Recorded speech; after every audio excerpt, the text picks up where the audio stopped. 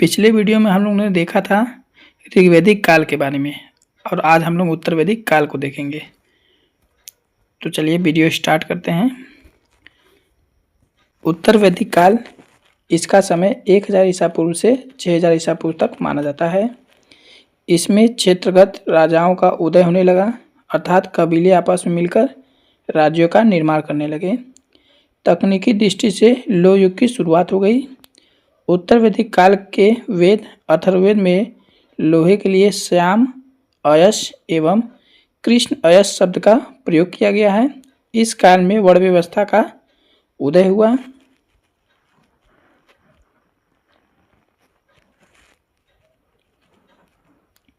उत्तर वैदिक राजनीतिक व्यवस्था, कबीलाई ढांचा टूट गया एवं पहली बार क्षेत्रीय राज्यों का उदय हुआ। जन का स्थान जनपद ने ले लिया।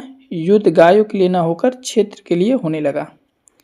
सभा एवं समितियों पर राजाओं, पुरोहितों एवं धनी लोगों का अधिकार हो गया। विधत को समाप्त कर दिया गया। स्त्रियों को सभा की सदस्यता से बहिष्कृत कर दिया गया। राजा अत्यधिक ताकतवर हो गया एवं राष्ट्र शब्द की उत्पत्ति हुई।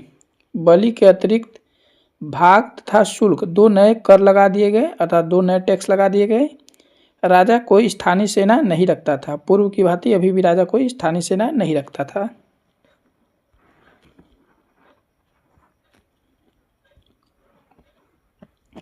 राजा की सहायता करने वाले उच्च अधिकारी रत्निन कहलाते थे। उत्तर वैदिक सामाजिक व्यवस्था, वर्ण व्यवस्था का आधार कर्म पर न होकर जन्म पर हो गया। इस समय लोग स्थायी जीवन जीने लगे। 4 वर्णों पुरोहित, क्षत्रिय, वैश्य व शूद्र स्पष्ट स्थापित हो गए।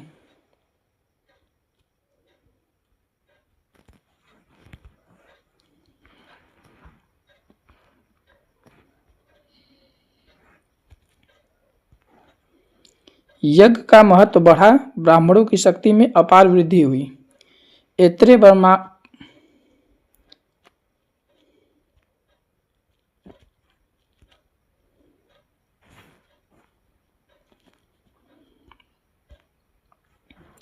यज्ञ का महत्व बढ़ा, ब्राह्मणों की शक्ति में अपार वृद्धि हुई। ऐत्रेय ब्राह्मण में 4 वर्णों के कार्यों का उल्लेख मिलता है। इस काल में 3 आश्रम ब्रह्मचर्य, गृहस्थ व वानप्रस्थ की स्थापना हुई।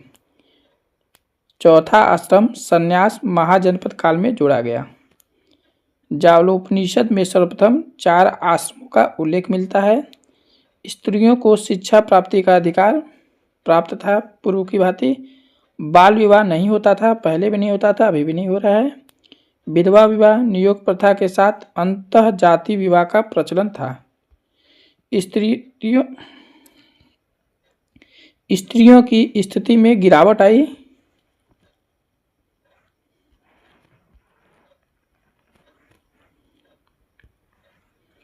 उत्तर वैदिक आर्थिक स्थिति, इस काल में मुख्य व्यवसाय कृषि बन गया। कारण था लोहे की खोज एवं स्थायी जीवन।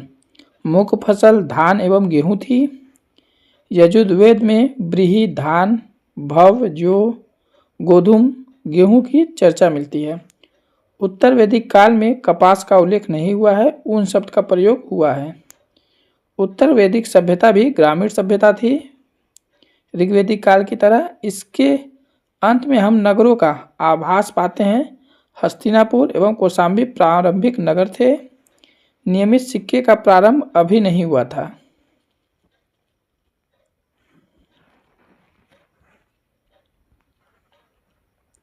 सामान लेन देन वस्तु विनिमय द्वारा होता था। निष्क, शतमान, पाद, कृष्णल माप की इकाइयाँ थीं। सर्वप्रथम अथर्ववेद में चांदी का उल्लेख मिलता है। लाल मृत्भांड इस काल में सर्वाधिक प्रचलित थे।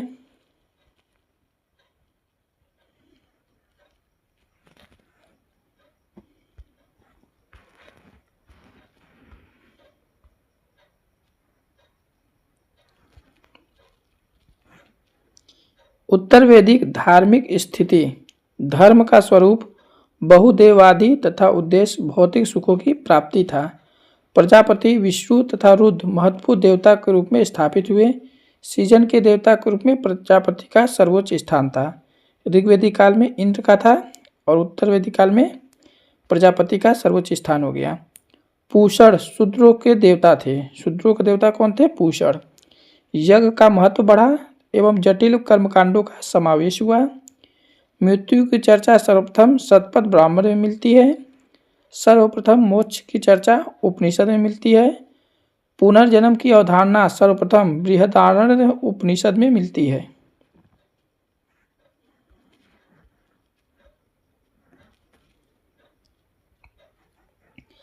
आश्रम व्यवस्था। आश्रम व्यवस्था की स्थापना उत्तर वैदिक काल में हुई। छांदोग्य उपनिषद में केवल 3 आश्रमों का उल्लेख था। सर्वप्रथम जाबालोपनिषद में 4 आश्रम बताए गए हैं।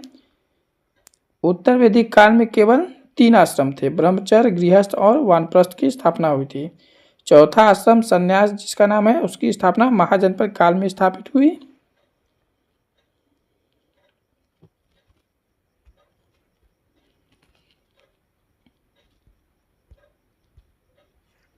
जो आश्रम थे उनका समय काल क्या क्या था? ब्रह्मचर्य आश्रम 25 वर्ष की आयु तक ब्रह्मचर्य आश्रम था। गृहस्थ आश्रम 26 से लेकर 50 वर्ष की आयु गृहस्थ आश्रम के अंतर्गत आती थी। वानप्रस्थ आश्रम 51 से लेकर 75 वर्ष तक। संन्यास आश्रम 76 से लेकर 100 वर्ष तक संन्यास आश्रम के अंतर्गत आता था।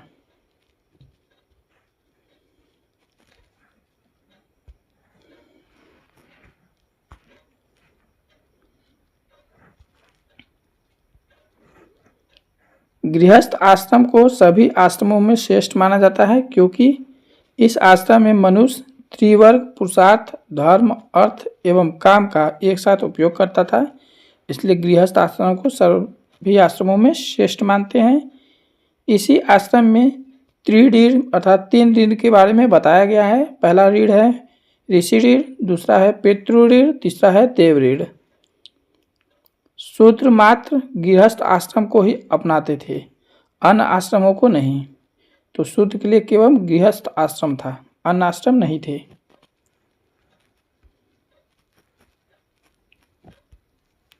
वर्ण व्यवस्था।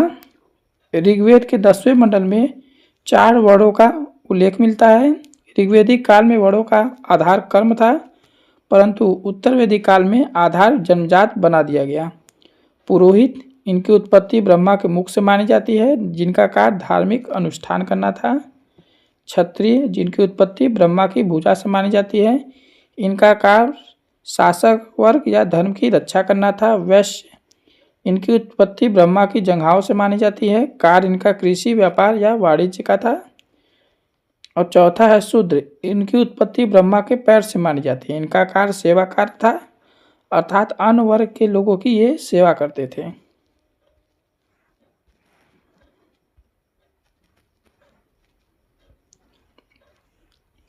उत्तर वैदिक काल में शूद्रों को गैर आर्य माना जाता था। कर की जो आयादगी थी अर्थात जो टैक्स देते थे वे केवल वैश्य देते थे। ध्यान रखिएगा, यहाँ वैश्य की बात की जा रही है, न कि शूद्र की। तो टैक्स कौन देते थे? तो टैक्स वैश्य देते थे। विवाहों के प्रकार। ब्रह्म विवाह समान वर्ग में विवाह होता था और कन्या का मूल देकर, अर्थात एक तरह से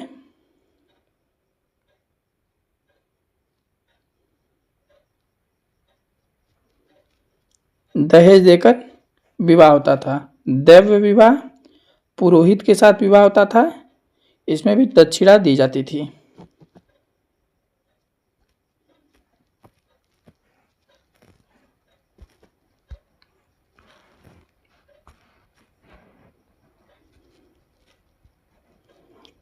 अगला है आर्य विवाह। कन्या के पिता को वर अर्थात दूल्हे पक्ष के लोग एक जोड़ी बैल प्रदान करते थे। प्रजापत्य विवाह बिना लेन देन योग्य वर के साथ विवाह होता था।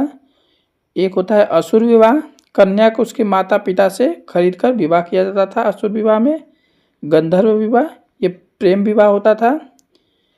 राक्षस विवाह, पराजित राजा की पुत्री, बहन या पत्नी से इच्छा के विरुद्ध शादी की जाती थी। पैशाच विवाह, सोती हुई स्त्री नशे की हालत में अथवा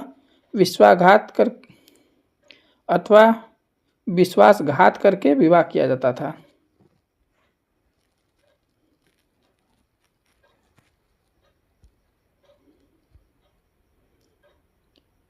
ब्रह्म विवाह, देव विवाह, आर्य विवाह या प्रजापत्य विवाह ब्राह्मणों के लिए मान्य थे। असुर विवाह केवल वैश्य या शूद्रों में होता था। गंधर्व विवाह केवल क्षत्रियों में होता था। गंधर्व विवाह अर्थात प्रेम विवाह।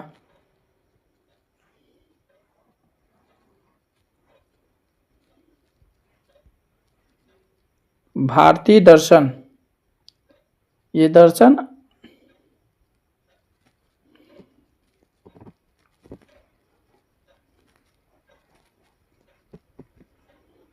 भारतीय दर्शन सांख्य दर्शन के प्रतिपादक थे कपिल मुनि, योग दर्शन के पतंजलि, न्याय दर्शन के गौतम, वैशेषिक दर्शन के कणाद या उलूक, पूर्व मीमांसा के जैमिनी और उत्तर मीमांसा के प्रतिपादक थे वेदव्यास या बादरायण।